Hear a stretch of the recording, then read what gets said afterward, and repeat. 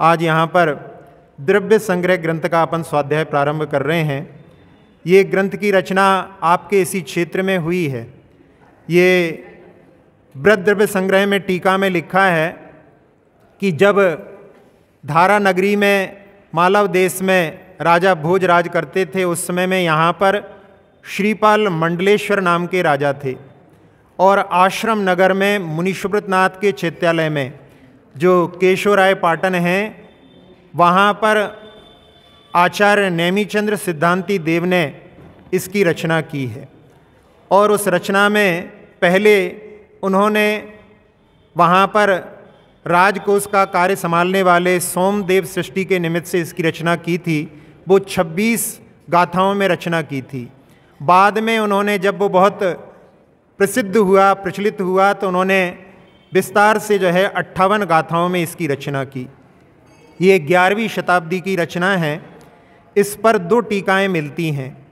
एक ब्रह्मदेव सूरी की है और दूसरी टीका आचार्य प्रभाचंद जी की है। ये दोनों टीकाएं, जिसमें ये 12वीं शताब्दी और 11वीं-12वीं शताब्दी की टीकाएं हैं, इसमें गाथा का जो अपन अभी अर्थ देखेंगे, पहले अपन इसका मंगलाचरण करते हैं। जीवम जीवन दव्वम, जीवम जीवम नहीं बोलते भैया, जीवम जीवन दव्वम, जिणवर वस हेण जेणणे दिठम,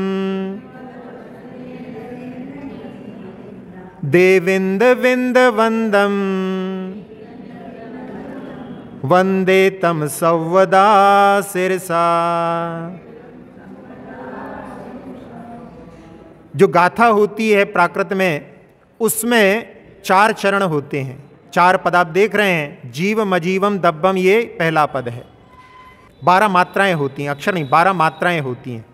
तो ये मात्रिक छंद होता है। इसमें कैसे गिनी जाती हैं? जहाँ पर बड़ी मात्रा होती है, बड़ी बड़े की मात्रा होती है, उसको 2 गिना जाता है। और जहाँ पर अनुस्वार के साथ में होती है, जो ऊपर बिंदी होती है, उसको भी 2 गिना जाता है। और जहाँ पर आधा अक्षर आता है, उसके पहले वाले अक्षर को 2 गिना जाता है। बाकी सबको 1-1 गिना जाता है। अब इसको गिने अपन देखो तो जी में आएंगे 2, वा में 1, मा में 1, जी में फिर 2, फिर बम के ऊपर जो है अनुस्वार है, इसलिए उसको भी 2 गिनेंगे। फिर दा के आगे आधा वा है, इसको भी 2 गिनेंगे, और वा के ऊपर बिंदी है, उसको भी 2 गिनेंगे। तो इसमें अपन देखेंगे 2, फिर 1-1, 2-2, 2-2, इस प्रकार से कुल मिलाकर के 12 मात्राएं इसमें हो गई। अब इसके बाद में अपन आगे देखें। जी में 1, णा में 1, वा में 1, रा में 1, बा में 1, सा में 1। हा में 1 ही मात्रा है, इसको भी 2 गिनेंगे। णा में फिर 1 आएगी। फिर जे में 2 मात्रा, णा में 1 आएगी। अब णी में वैसे छोटी की मात्रा है, लेकिन आगे दिट्ठम का दा लगेगा, तो वो भी 2 हो जाएगा। और फिर उसके बाद में जो छोटा दी है, उसमें भी आगे टा लग जाएगा, तो उसमें भी 2 हो जाएंगी, और ठम में भी 2 हो जाएंगी। तो इस प्रकार से 1, 2, 3, 4, 5, 6, 7, 8, 9, 10, 11, 12, 13, 14, 15, 16, 17, 18 मात्राएं दूसरे पद में होती हैं। तीसरे में फिर जो है 12 मात्राएं होती हैं। तो दे में 2, बी में बिंदी है तो 2, फिर दा में 1, बी में फिर बिंदी है तो 2, दा में 1, बा में 2 हैं, और दा में फिर 2 हैं। इस प्रकार से यहाँ पर 2 अक्षर जैसे पहले थे उसमें बिल्कुल वैसा ही यहाँ पर है। जैसे पहले पद था ना, 5 पदों में 2-2 हैं और 2 पदों में 1-1 है। इस प्रकार से 12 मात्राएं इसमें हो जाती हैं। फिर वंदे, वंदे में वम के ऊपर बिंदी है तो 2, और दे में 2, तम के ऊपर भी 2, सव में वा आधा आ रहा है तो इसमें 2, फिर दूसरे बा में 1, दा में फिर 2, सी में 1, रा में 1 और सा में 2। ये जो हैं 15 होंगी, क्योंकि इसमें गाथा में 12, 18, 12, 15 ये जो है मूल रहता है। कभी कभी गड़बड़ भी हो जाती है, लेकिन गाथा में इस प्रकार से मात्राएं होती हैं। अब अपन इसके अर्थ को देखें, जिसमें जीव, जीवम अजीवम दब्बम, वहाँ पर जो है जीवम की अजीब के साथ में संधि हुई, इसलिए माँ पूर्ण हो गया है। लेकिन पढ़ते समय में अपने लिए जीव और मजीब ऐसा उच्चारण करना है। नहीं तो जीवम जीवम में तो दोनों जीवम जीवम लिखेंगे, लेकिन आप जब जीव और मजीब बोलोगे तो मजीब में अजीब का भाव वहाँ पर आएगा। तो जीव और अजीव द्रव्य को जिणवर वसहेण, जिण वर और वृषभेण, ऐसे 3 शब्द हैं इसमें। तो जिन कौन कहलाते हैं?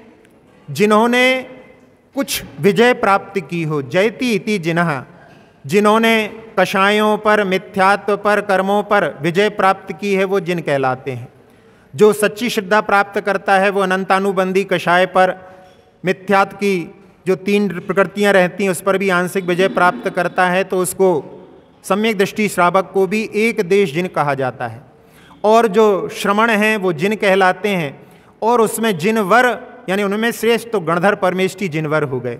और वृषभ का अर्थ होता है मुखिया, तो उनमें भी जो मुख्य हैं, ऐसे तीर्थंकर प्रभु के द्वारा, ये जो है सामान्य से अर्थ हो गया। प्रभाचंद जी ने अपनी टीका में यहाँ पर वृषभ शब्द से वृषभनाथ भगवान को भी लिया है, तो वो भी निकाल सकते हैं। तो ऐसे जिनवर जो जिनों में श्रेष्ठ थे, ऐसे वृषभनाथ भगवान ने या 2400 तीर्थंकर ने जैन यानी जिन्होंने जीव और अजीव द्रव्य को निदिठम, निदिठम यानी निर्देशित किया, उपदेश दिया। इसके माध्यम से क्या, भगवान ने जो कुछ है उसको केवल उपदेश दिया है, बनाया कुछ नहीं है। भगवान केवल उपदेश देने वाले हैं। कर्ता की जो बुद्धि रहती है, कर्तृत्व बुद्धि, वो उसमें ऐसा लगता है कि भगवान ने इस सृष्टि का निर्माण किया, लेकिन नहीं, ये हमेशा से है। केवल भगवान ने उसका जो कैसी है उस जीव अजीव द्रव्य सारे संसार को बतलाया है। और भगवान कैसे हैं? देविंद विंद वंदम। देविंद तो आप समझ गए होंगे, देवेंद्र। बिंद शब्द का अर्थ होता है वृंद यानी समूह, जहाँ पर बहुत सारे लोग मिलकर के गान करते हैं, वो वृंद गान कहलाता है। समूह गान वृंद गान बोलते हैं। जैसे एक शहर है वृंदावन, उसका नाम कैसे पड़ा? बहुत सारे वनों का जो समूह है वो वृंदावन हो जाता है। तो ऐसे देवेंद्रों के समूह के द्वारा जो वंदनीय हैं। अब उन देवेंद्रों का समूह कितना है? तो सद इंद वंदियाणम। पंचास्तिकाय में आचार्य कुंद कुंद स्वामी ने मंगलाचरण में वहाँ पर लिखा कि जो सैकड़ों इंद्रों के द्वारा वंदनीय हैं, तो सैकड़ों इंद्र 100 इंद्रों के द्वारा वंदनीय होते हैं। उसके लिए आप लोगों ने प्राचीन गाथा में भवनालय 40, बिंतर देवाण होंती 32, कप्पा मर 24, चंदो सूरो नरो तिरियो। तो ऐसे भवनवासी के 40, 10 भेद होते हैं, उनमें 2-2 इंद्र होते हैं, तो 20 इंद्र हो जाते हैं, 20 प्रतीन्द्र हो जाते हैं। और व्यंतर देवों में 8 भेद होते हैं, उनके यहाँ भी 2 इंद्र होते हैं, तो 16-16 32 हो जाते हैं। कल्पवासियों में 16 स्वर्गों में 12 इंद्र होते हैं। पहले 4 में 4, के 8 में 4 होते हैं, और आखिरी के जो 4 होते हैं उसमें 4 होते हैं। इस प्रकार से 12 इंद्र होते हैं 16 स्वर्गों में, और 12 ही प्रतीन तो जो है कप्पा मर 24। चंद्रमा और सूर्य ये इंद्र और प्रतीन्द्र ज्योतिषी देवों में, और मनुष्यों में चक्रवर्ती और पशुओं में सिंह। ऐसे 100 इंद्रों से भगवान वंदनीय होते हैं। उनके लिए लिखा है वंदे तम सवदा सिरसा। उनके लिए मैं वंदना करता हूँ, उनको नमस्कार करता हूँ, सवदा सदा नमस्कार करता हूँ। और कैसे? मस्तक से, सिर झुका करके। यहाँ पर सिरसा इसलिए कहा है क्योंकि सिर को यदि अपन झुकाएंगे तो बिना मन के सिर नहीं झुकेगा, यानी उससे मन भी वहाँ पर, मन का भी उपयोग वहाँ पर है। और जब वंदे शब्द बोल रहे हैं तो उसके माध्यम से अपन मुख का भी प्रयोग कर रहे हैं, तो वचन का भी प्रयोग हो रहा है, और अपने सिर को झुका रहे हैं तो काय का भी, यानी तीनों योगों से, मन वचन काय से मैं आपको नमस्कार करता हूँ। और सदा इसलिए लिखा कि जब तक अपने को स्वभाव की प्राप्ति नहीं होती, अपन अभी विभाव में हैं, जब तक विभाव में हैं तब तक, जितने समय तक विभाव है तब तक जो है भगवान सदा हम आपके लिए, हमें स्वभाव की प्राप्ति करना है, उसके लिए आपको हम सदा नमस्कार करते हैं। अब इनमें जीव और अजीव द्रव्य में सबसे पहले जीव का कथन क्यों किया? क्योंकि जीव जो है ज्ञाता है, जो जानता है वो जीव होता है, जिसके पास जानने देखने की क्षमता होती है वो जीव कहलाता है। तो जीव को इसलिए पहले लिया क्योंकि वो ज्ञाता होने के कारण में प्रधान है।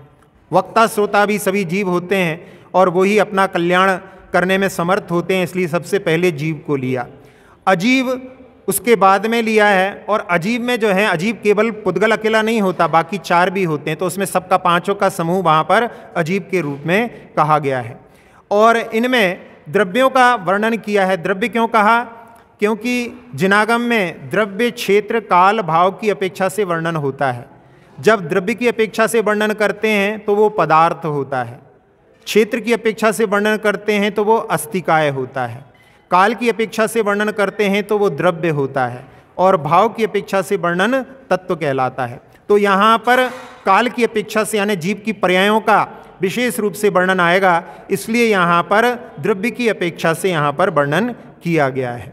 जीव और अजीव में मुख्यतः से अजीव जो पुद्गल होता है, ये दो द्रव्य ही अपने दृष्टि में आते हैं। वैसे तो देखा जाए केवल पुद्गल ही दृष्टि में आता है, लेकिन जो चलते फिरते जीव दिखाई देते हैं उनके अंदर भी आत्मा है, इस कारण वो चलते फिरते दिखाई देते हैं। यदि जब जीव निकल जाता है तो वो भी पुद्गल जैसे ही हो जाते हैं, चलने फिरने में समर्थ नहीं होते।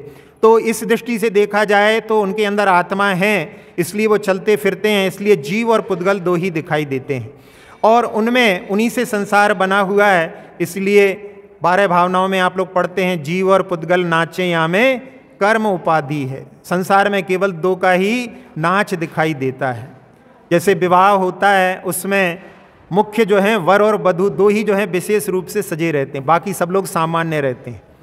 और उनमें जहाँ पर अन्य द्रव्यों की बात रहती है तो वहाँ पर अन्य द्रव्य एक होते हैं घराती, एक होते हैं बराती, मंडप होता है और वहाँ पर उनके फेरे आदि पड़ते हैं। तो इस प्रकार से सारे द्रव्यों का यदि वहाँ पर देखें तो बराती उसको जो है लेकर के आते हैं वर को, तो वो जो है धर्म द्रव्य के समान हो गए। घराती उसको ठहराते हैं तो वो अधर्म द्रव्य के समान हो गए। और जो मंडप होता है वो आकाश द्रव्य का प्रतीक हो गया, और काल द्रव्य उनके फेरे पड़वाता है। इस प्रकार से 6 द्रव्यों का जो समूह है उसमें मुख्य तो दो ही, यानी वहाँ पर पुद्गल और जीव, ये दो ही जो हैं मुख्य द्रव्य हैं। अब इनमें 4 द्रव्य जो हैं वो ज्ञेय मात्र हैं, यानी उनको केवल जानना मात्र है। उनके माध्यम से कभी भी राग द्वेष उत्पन्न नहीं होता। जो शुद्ध द्रव्य हैं उनको देख करके राग द्वेष उत्पन्न नहीं होता, जो अशुद्ध द्रव्य हैं उनको देखकर ही राग द्वेष की परिणति होती है। सिद्ध भगवान शुद्ध हो गए, उनको देख करके कोई को राग द्वेष नहीं होता। अरहंत को देख करके मारीच आदि को भी राग द्वेष उत्पन्न हो गया। तो जो बाकी के 4 द्रव्य हैं वो केवल ज्ञेय हैं, और इनमें जीव और अजीव को, जिसमें दोनों को जान करके और बाद में अजीव से भी ऊपर उठ करके अपने को जीव तत्व को प्राप्त करना है। और आचार्य कहते हैं कि केवल जीव को ही नहीं जानना है, अपने को आत्म द्रव्य को जानना है। द्रव्य में जीव कहेंगे तो बहुत सारे जीव हैं, बहुत सारे जीव कहने पर दृष्टि बाहर जाती है, लेकिन आत्म द्रव्य जब कहते हैं तो अपनी दृष्टि अंदर जाती है। अब इसके साथ साथ में यहाँ पर सबसे पहले अरहंत भगवान को नमस्कार किया है, जबकि जो अध्यात्म ग्रंथ होते हैं, आप चाहे समयसार को देखो, उसमें सबसे पहले सिद्धों को ही प्रणाम किया है। तो अध्यात्म ग्रंथों में सिद्धों को प्रणाम किया जाता है, लेकिन यहाँ पर अरहंत प्रभु को नमस्कार किया गया है। तो उसका कारण ये है कि व्यवहार न्याय का आश्रय लेकर के उनके उपकार का स्मरण करने के लिए तीर्थंकर परमदेव को यहाँ पर नमन किया है, क्योंकि उन्हीं के द्वारा ये सारे जीव अजीव द्रव्य हमारे लिए प्राप्त हुए हैं, और वो भव्य जीवों के लिए उपदेश देते हैं, और इसके माध्यम से उनके द्वारा भी वहाँ पर व्यवहार और निश्चय, ये दोनों प्रकार के मोक्ष मार्ग का प्ररूपण हुआ है। इसलिए यहाँ पर दोनों के प्ररूपण करने वाले जो अरहंत परमेष्ठी हैं उनको नमस्कार किया गया है। जहाँ मंगलाचरण किया जाता है उसमें मंगलाचरण करने में जो नास्तिकता का परिहार होता है, साथ साथ में शिष्टाचार का परिपालन होता है, पुण्य की प्राप्ति और शास्त्र की निर्विघ्न समाप्ति के लिए मंगलाचरण किया जाता है। किसके निमित्त से बना है तो पहले बता चुके हैं। इसमें 58 गाथाएं हैं। जहाँ अपन इनका विभाग देखें तो पहला अधिकार है जहाँ पर 27 गाथाओं में वहाँ पर द्रव्य का 6 द्रव्यों का वर्णन है। उसके बाद में 11 गाथाओं में वहाँ पर पदार्थों का वर्णन है, 9 पदार्थ, 7 तत्व और पुण्य पाप का वर्णन है। और उसके बाद में 19 जो गाथाएं हैं उनमें वहाँ पर मोक्ष मार्ग और ध्यान का विशेष वर्णन है। एक गाथा में आखिरी में वहाँ पर नेमिचंद सिद्धांती देव ने अपने नाम के साथ में वहाँ जो रचना की है उसमें अपनी लघुता को भी प्रदर्शित किया है। इस प्रकार से ये जो ग्रंथ है वो बहुत ही अच्छा ग्रंथ है। इसको गाथा सूत्र कहा जाता है, क्योंकि एक एक गाथा में सूत्रों जैसे ही भाव भरे हुए हैं, अनंत अर्थ को वो अपने में समाहित रखती है। ऐसे इस ग्रंथ का आज अपन यहाँ पर प्रारंभ कर रहे हैं। आप लोग यदि साथ साथ में इसका बार बार उच्चारण करेंगे तो थोड़े ही दिनों में इनको याद कर लेंगे। और ये प्राकृत गाथा जो होती हैं, प्राकृत जो भाषा है, कठिन नहीं है अपनी, क्योंकि सारी जितनी भी हिंदी की भाषाएं हैं, बल्कि गुजराती, राजस्थानी आदि सब भाषाएं भी सब प्राकृत से ही निकली हैं। इसमें बहुत सारे शब्द अपन उनका प्रयोग अपने हिंदी में भी, आपकी राजस्थानी में भी करते हैं। तो इसलिए इनका जो है यदि आप पाठ करेंगे तो धीरे धीरे याद भी हो जाएंगी और उनके भाव की भासना भी वहाँ पर होने लगेगी।